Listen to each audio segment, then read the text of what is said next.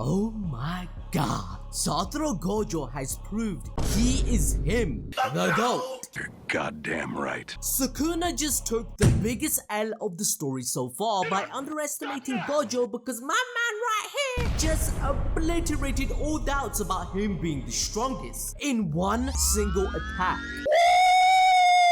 That's not all. I know, everyone in the community doubted Gege Akutami. I saw your comments in our last video, complaining that it's too fast paced. Look at you, him, her, and all of these. Oh, why did we not see Gojo's reaction? Why is Gakuganji there with him? Why did they do the time skip so fast, ABD? Well, I never doubted the writing, because Jujutsu Kaisen proves once again why it's the absolute best of modern shonen, as the story addresses your complaints and everything is being answered. In chapter 223, we learn the higher-ups of Jujutsu Society are dead, something that Gojo foreshadowed in chapter 10 and our community predicted would happen once Gojo was unsealed. This is exactly what I've been waiting for. And guess what? It's actually Gojo's students, Yuta and Unamaki, who did the deed in the 1 month time skip. Since Yuta had made his oath to kill Kenjaku himself instead of putting Gojo through it once again, it connects to the theme of his students changing society for the better with them following Gojo's dream. The room shown in 222 and 223 is a place we've seen quite a few times by now. Number 1. In the prequel, when Gojo was called up to be confronted about Rika's appearance. Number 2, when Gojo negotiated for Yuji's execution to be postponed. And lastly, 3, when Yuta himself created a binding vow to kill Yuji after the Shibuya incident, and then he proceeds not to follow their orders. Their fate was karma because of their sins, corruption, and siding with Kenjaku. Much like natural calamities, which honored ones are labeled as, Gojo's power couldn't be controlled, and he did whatever he wanted to. Challenging him was out of the question for even the higher-ups, which is why these officials had rejoiced when Gojo got sealed, whilst the fandom, well, we were like this.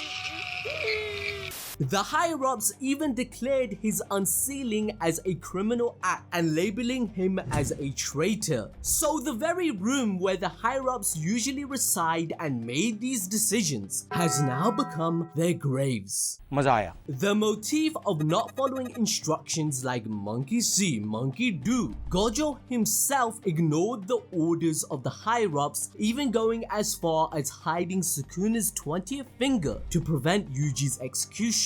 But what about this man? I mean, he did kill Principal Yaga, so he should basically have been the first victim of Gojo's rage, right? Nope, he has changed for the better, highlighting that sorcerers should follow the side of justice and have moral integrity to reduce the amount of curses in the world. In chapter 147, Gakuganji had shared some last words with Yaga before, doing the deed of killing him off, which was the secret behind his infamous cursed corpses. Despite uncovering this knowledge, which was a mission from the officials, Gakuganji did not report any of it back. This is even though Yaga's secret is powerful enough to overthrow the Jujutsu world as an army, making this issue a detrimental one that must be known to the higher-ups. However, even as the geezer himself confesses his crime to Gojo, he has a mild reaction to it. Even Gakuganji is shocked and questions why everyone, especially Gojo, is cursing him. To no one's surprise, Gojo has his reasons. There's a side of Gakuganji that he can trust, because he will not choose to support curse users or curses in any case, making him a good candidate to be in charge for Jujutsu headquarters now that it's empty. He doesn't blame Gakuganji for the death of Yaga, but himself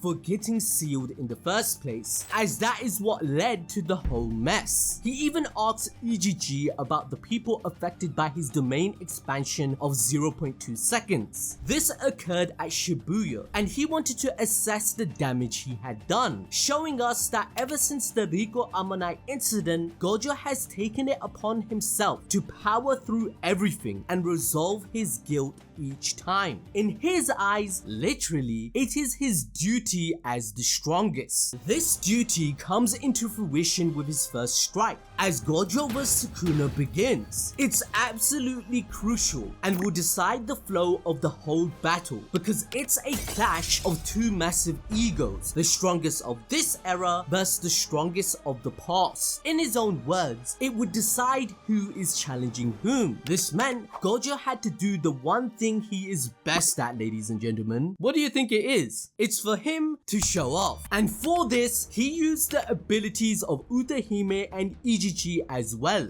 Remember guys, other than Shoko, Ijichi is the only one remaining from Gojo's high school years who witnessed him grow into the strongest and even knows about his dream. We can't forget that it's canon that Gojo said he would slap the shit out of Ijichi if he decided to quit, and now we're glad that he didn't. Despite being just an auxiliary manager whose speciality is putting up barriers and curtains, Gojo trusts him. This unwavering belief that Gojo, the strongest, has in him inspires Ijichi to live up to his expectations because his barrier would change everything. As for Utahime, whose ability was a bigger mystery than my man Sukuna's technique, Akatami finally revealed it, and it's called the Sora Sora Kinku ability. Soro Soro Kinku ability. Yaar main tano daste apya. This curse technique is broken. In fact, it is so strong that Gojo makes everyone believe that Utahime is weak. And that makes a lot more sense now because he wanted to prevent anyone from manipulating it. This technique temporarily boosts the curse energy reserves and output of Utahime herself as well as her allies within a certain range, making her the perfect wifey material for Gojo, I'm just saying. But the key part of this plan was the rituals of Jujutsu. What do you mean by that? Mastering Jujutsu means that a sorcerer has to learn the art of subtraction or minimizing the steps required to use their curse technique. This implies that a skillful sorcerer has to shed hand seals or signs, incantations and movements amongst other things. If you can't remember, don't worry, I'm here and you should hit the notification bell because it was in chapter 76 when we were first introduced to this concept. After his revival, Gojo had mastered his abilities, even getting a grasp on reverse curse technique and becoming the strongest sorcerer. One factor that played an important part was minimizing the necessary hand signs. Given the fact that it was proven sorcerers fight in milliseconds, in which Yuji Itadori thought of 4 different things at once within 0.2 seconds against Mahito, speed is very important in releasing your power and outmaneuvering your opponent. This perfectly knits back to chapter 223, reminding us how a simple process of movement can impact the effectiveness of curse techniques. As Utahime was not skipping any steps of her Jujutsu ritual, this allowed her to bring out 120% of her power. Alongside her, Gojo was going through every motion of his own ritual, chanting and creating hand seals. This was to fire a hollow purple attack at Sukuna at 200%. We've seen how much damage 100% can do, where it split an entire forest in half. 200%? My man can bloody destroy an entire country. That's how OP this dude is. Do you know how insane that is? Now you may think that's insane, but what's even more is the concept of hollow purple. We do not care. By fusing two opposite concepts, attraction and repulsion together, Gojo can fire a huge amount of imaginary mass that travels at speeds higher than even light. Yes, light. It is literally not visible to the eyes since it's imaginary, so one cannot even think of dodging it in time if they are not aware of it. So if blasting a forest was impressive, Gojo totally obliterated the entire area, buildings and all, into dust. So what happened to Sukuna then? Oh, he did. Though Gojo didn't inform him of the exact location, Sukuna sensed his overwhelming presence. This isn't anything new knew, as Gojo ever since he was a child could sense others peering into him, and all corrupted sorcerers admitted they no longer had freedom after his birth because of that. That's why everyone hates him. In fact, even the residue of Gojo's curse energy is so powerful, it left a strong enough presence that scared away cursed spirits, as shown in this chapter 223. This means Sukuna, being of Gojo's caliber, is achieving the same feat, instantly figuring out the location of his opponent, or so he thought, because before he knew it, Sukuna was hit with the full force of Hollow Purple, and he had to immediately defend himself. Because of Ichichi's barrier, Sukuna misread Gojo's move and could not even gauge the intensity of Hollow Purple's output until it was in his face. Safe to say, Sukuna just got the shock of a lifetime. It's hopeless. It isn't going to get... Bear in mind, Shibuya is 39,263 square miles, and it looks like Gojo fired his Hollow Purple form half the city away, proving that his attack is moving at the speed of light without losing any energy output. And just to rub it in his face even further, Gojo instantly teleports towards Sukuna, ticking him off even further with the most badass declaration ever. I think there's a misunderstanding here, so let me set you straight. You are the challenger here. Holy shit, bruh! Oh my god, I love my shit really, people. Trust me, this is too fire.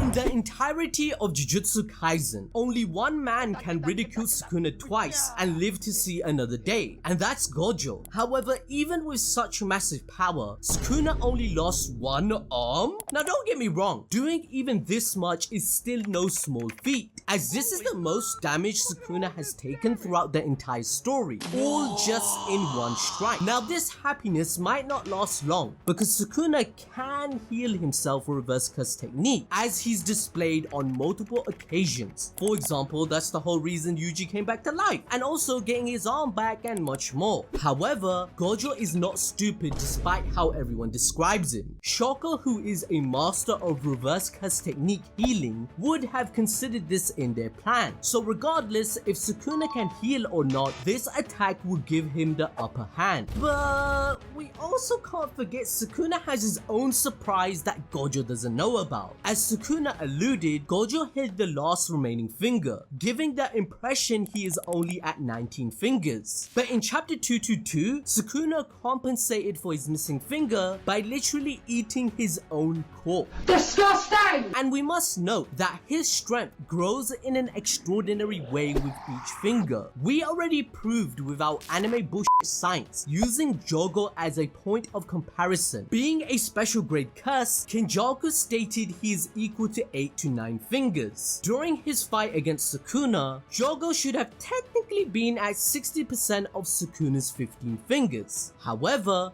we, alongside Jogo, quickly found out that the gap between them was way too big. Jogo had 0 chances, and even stated this upon his death. This proved that one finger going to 15 fingers doesn't mean Sukuna is getting 15 times stronger. It's way more and exponential. To put this into perspective, let's give one of Sukuna's fingers 2 points, which represents his power. So in Jogo's case, who believed he is at 9 fingers, his power level should be 2 to the power of 9, giving us 512 points. But Sukuna at 15 fingers would be 2 to the power of 15, giving us 32,768 points. As a result, Sukuna was actually 64 times stronger than Jogo at the time. This actually makes sense, as even Gojo's fight with Jogo showed the huge disparity in their levels, as if Gojo was 100 times stronger. Let's not forget that Gojo took the piss and even brought out Yuji just to train him in the midst of battle, thus reflecting how Gojo saw the threat. It was as though he was fighting an insect, as Sukuna puts it. In conclusion, Sukuna at 20 fingers is a whole different ballgame, as he would possess over 1 million points of power, which is 2,048 times Jogo's strength.